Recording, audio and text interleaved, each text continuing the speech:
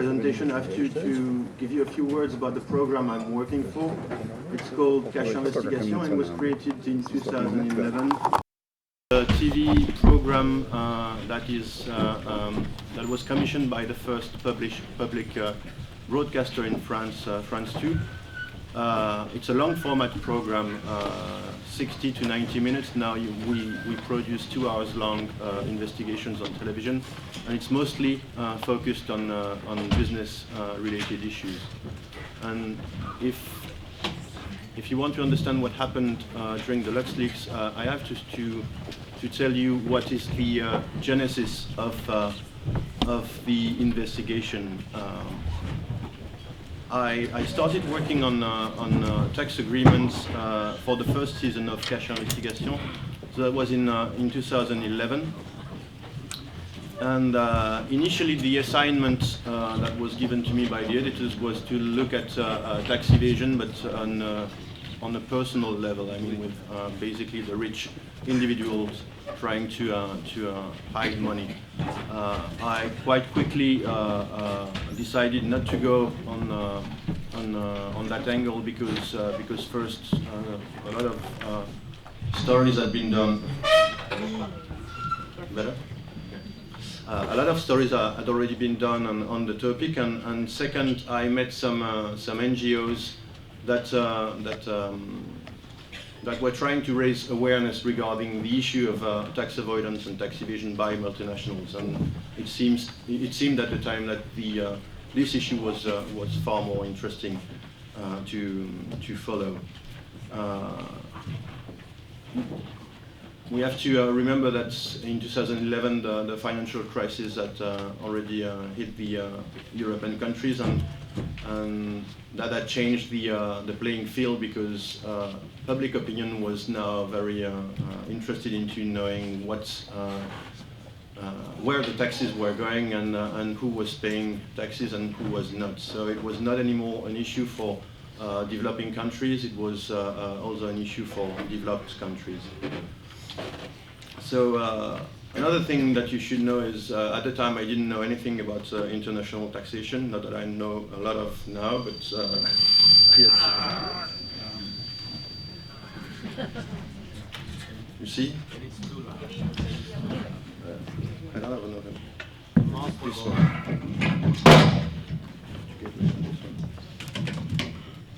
That should work. You hear me? Yeah. So I had to research on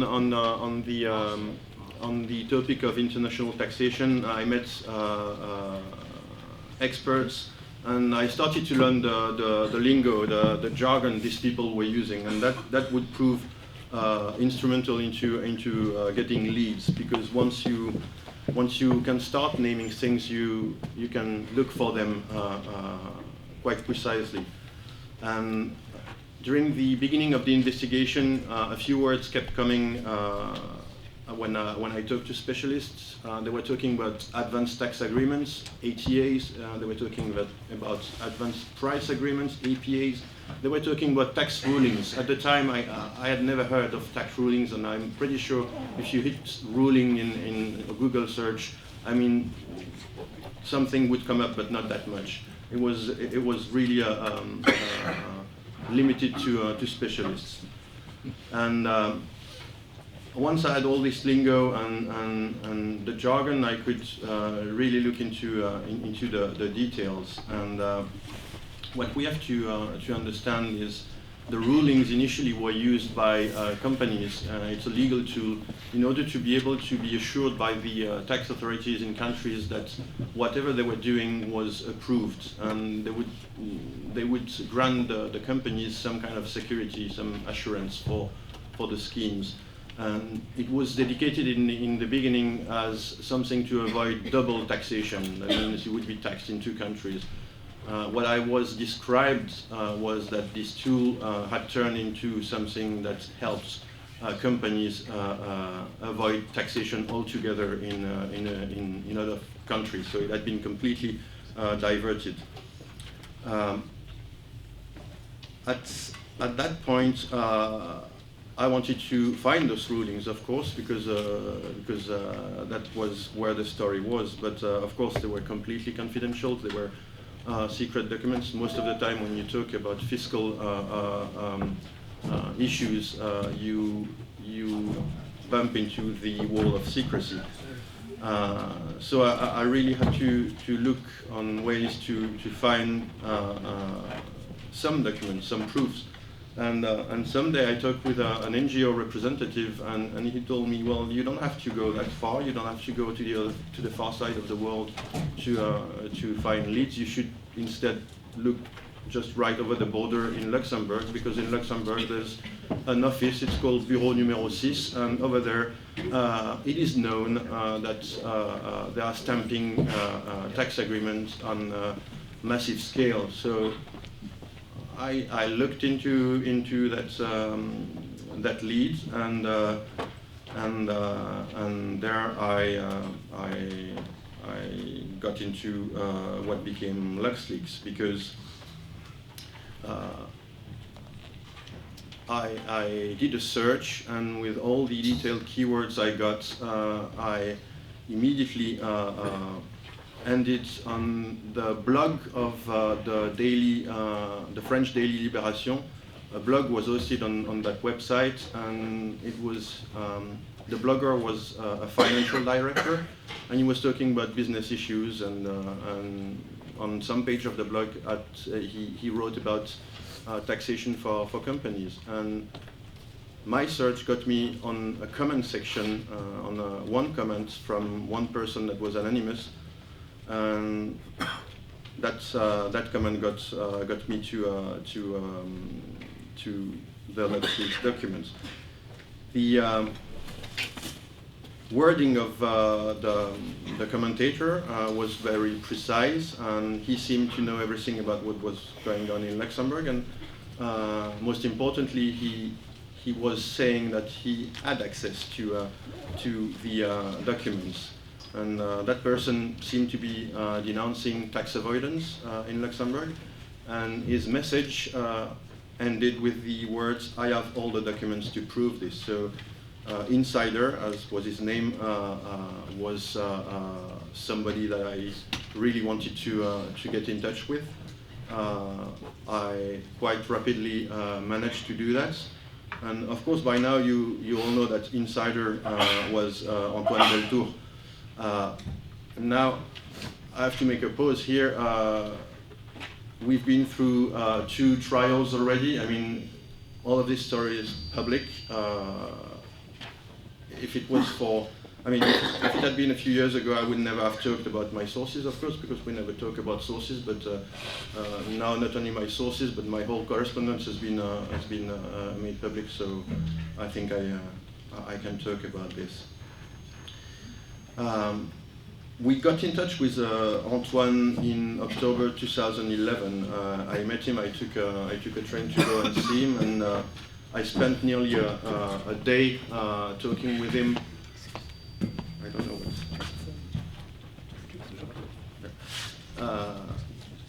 It took me a day to first understand what he had access to, and then to convince him to share the documents with me. I mean, during the trial, Antoine said he gave me instruction to refrain from naming the auditing companies and the companies involved. As to myself, my recollection of the instructions were that initially he told me so, but that I convinced him to have the right to produce the name of companies and the accounting firm, because as I explained to him at the time, and as I explained again in front of the tribunal, I mean, without names and without figures, we couldn't do anything as journalists with that. I mean, we would have had blank charts and redacted documents, and that would have gone nowhere. The only instruction I remember, and I quite obeyed all the time, and even during the trial, was that I would not publish anything about companies where Antoine had worked on precisely. And I remember names of companies he had audited and that I wouldn't use. That was the instruction, and that was the limitation I followed. During that meeting, in order to know who had access to the same documents and in order to get the security of, protect the source, I tried to know as much as possible about the access to those documents. And I asked how many people at the accounting firm were able to see them, who had the right to download them, and Antoine Deltour at the time told me that those files were not protected, that he did not hack into anything in order to get them, that it was they were on the system. Then he agreed to share the documents, and then we settled on security issues and the way we could communicate without jeopardizing the relationship. So we did not use phones, we did not use unprotected emails. We use encrypted mail, and whenever we had to resort to phone conversation, we would talk on secondary phone lines that were not related to each other. In May 2012, I broadcast my reports.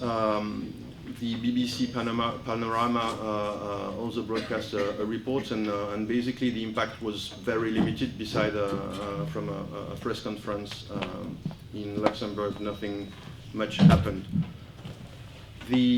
One of the consequences, I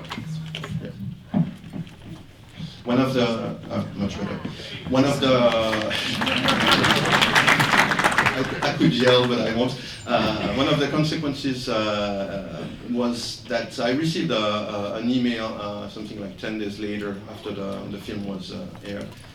And somebody, an anonymous source again, claimed that he was working for PwC and he was willing to help out and denounce the same system of tax avoidance. And his pseudonym was Max.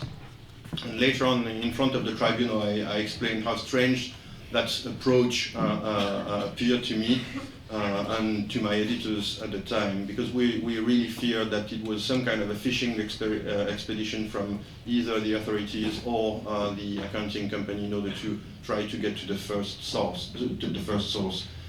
So we emailed back and forth with Max for months, and I finally got to meet him in October 2012 in person. And after the meeting with him, Max, who would now be known as Raphaël Allais, I felt pretty sure that he was working where he pretended to be working, but I still didn't know about his real motivation. I knew he was not some kind of top-level auditor. I knew he was a native from the Lorraine area because of his accent.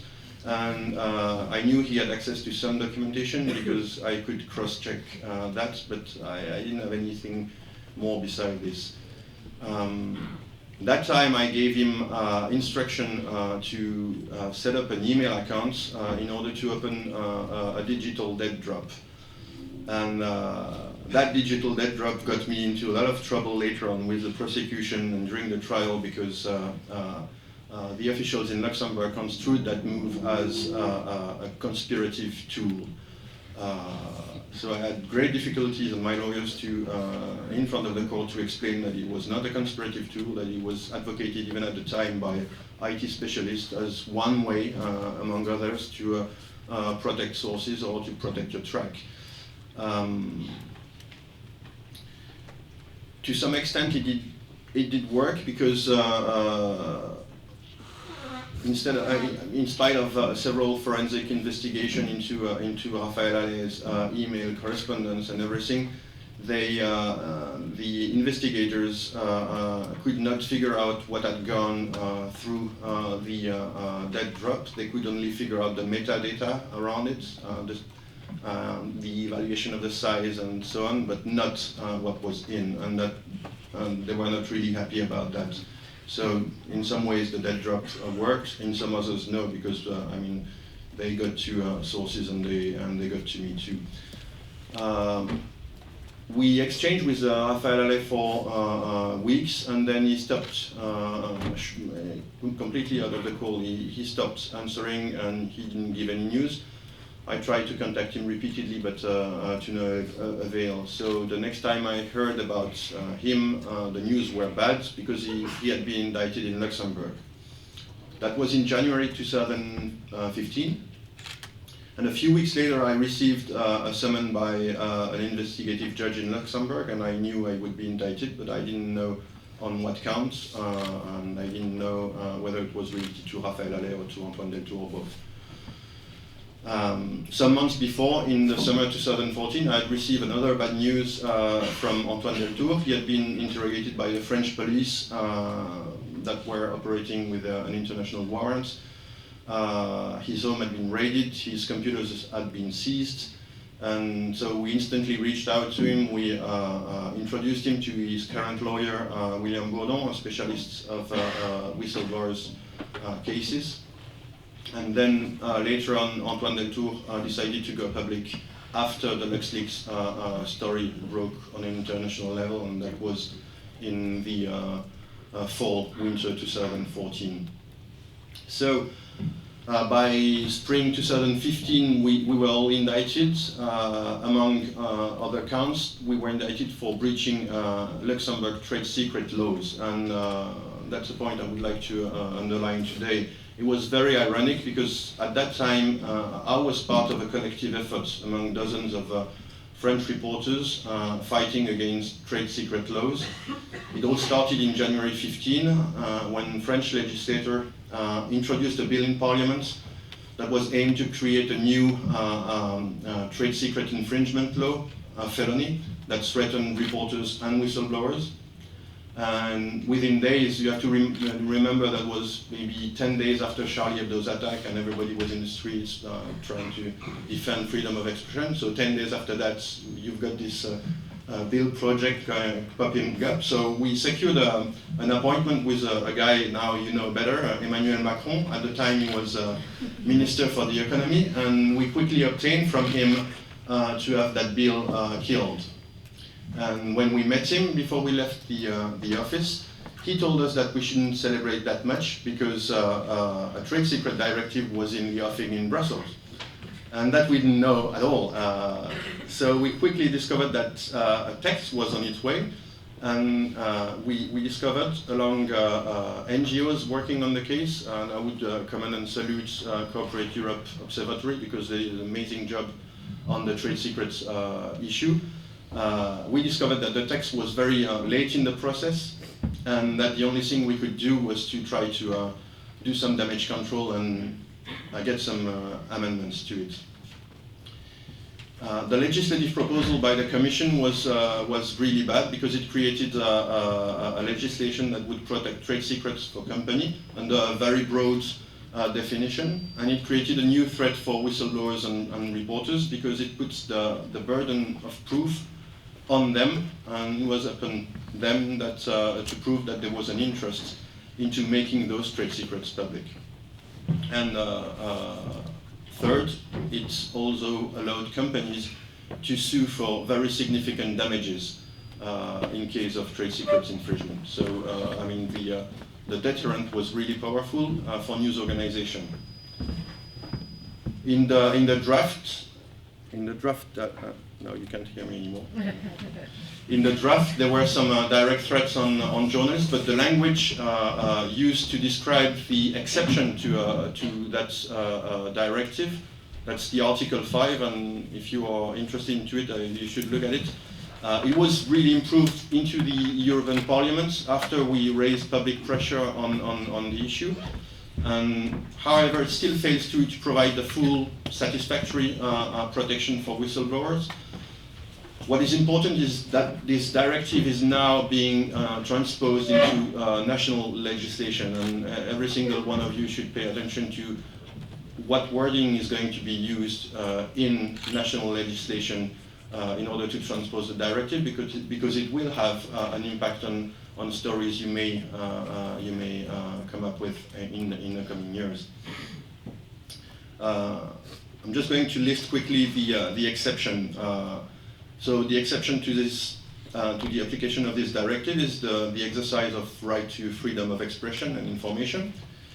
It's revealing misconduct, wrongdoing, or illegal activity, provided that it was done in the purpose of protecting the general public interest. And we fought quite hard on this because initially they wanted to restrain that exception to only illegal wrongdoing. And you will understand that this is what we call later on the Antoine Deltour test, because Antoine Deltour didn't do anything illegal, he just denounced and made public something that was totally in the, not in the interest of the public, but it still was not illegal. So in the initial wording, he would have been convicted also. So we made sure that this amendment was properly done, and now misconduct can be denounced and doesn't fall under the scope of the directive.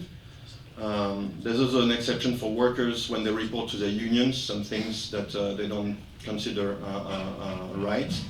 And there's also an exception for the purpose of protecting a legitimate interest recognized by the union or national law. Still, even without those protections, we still have a text where the burden of proof is on the shoulders of the reporters or the whistleblowers. They still have to demonstrate their good intentions, they still have to convince the tribunals, and that can only be evaluated by a judge. And that means that the intimidation, the lawsuits, the abuse of lawsuits can be something that be a real threat on stories you'd like to do, because the damages for trade secrets infringements are quite high. They can run into millions quite quickly. So it really is a deterrent on whistleblowers. What's interesting in the issue of trade secrets, and it's quite ironic, is that the directive was enacted while we were standing trial in Luxembourg for the first trial, and that we were precisely prosecuted for infringing trade secret laws in Luxembourg, because Luxembourg already had a national trade secret protection. So when Antoine Deltour and Raphaël Allais were convicted in June 2016, in the judgment, what was shocking was that the judges referred to the recently adopted trade secret directive, even though it had not yet been transposed. They referred to this, and they said that it was an indication that in the European Union, the legislators' intention was to crack down on trade secrets infringement. So this created quite an uproar in Brussels, because MEPs that voted for the directive, telling us that we shouldn't worry about, that it was in fact full of protection for whistleblowers. The MEPs that supported the text, they had to make a statement that was quite exceptional, to say that their intention had been misinterpreted by the judge in Luxembourg, and they reaffirmed that the directive was also meant to protect whistleblowers in case of wrongdoings or misconduct. But see, it's very telling that a national judge would use a directive that is not yet transposed to make their case. So the arguments from the people that defended the directive were in sort of an ironic way destroyed by the Luxembourg judges that tried to use them. What is now clear is, and what we've been trying to explain all along, was that before putting up a trade secret directive, we should have a whistleblower protection directive. It was not how it went.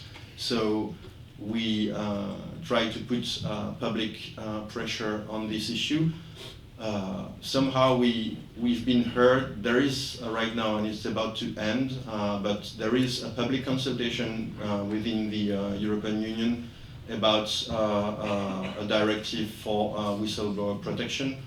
And this is very important, because we really need a text that would protect fully and completely, that would insulate whistleblowers whenever they raise the alarm on wrongdoing and misconducts that go into the public interest in Europe. And that text should withstand what we called at the time the Deltour test, which would be the criteria where any person that would do the same thing as Antoine Deltour would be fully protected by a text and could not be prosecuted for doing what he did.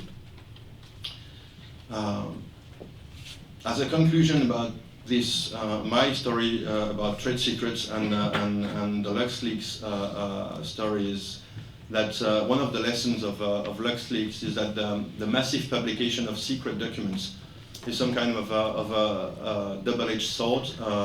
On the one hand, if you don't publish secret text agreements online, then you cannot prove the scope of the problem. And it was also the main argument for the defense of the two whistleblowers, both Antoine Deltour and Raphaël Allais, that they had to prove the scale of the problem they were denouncing.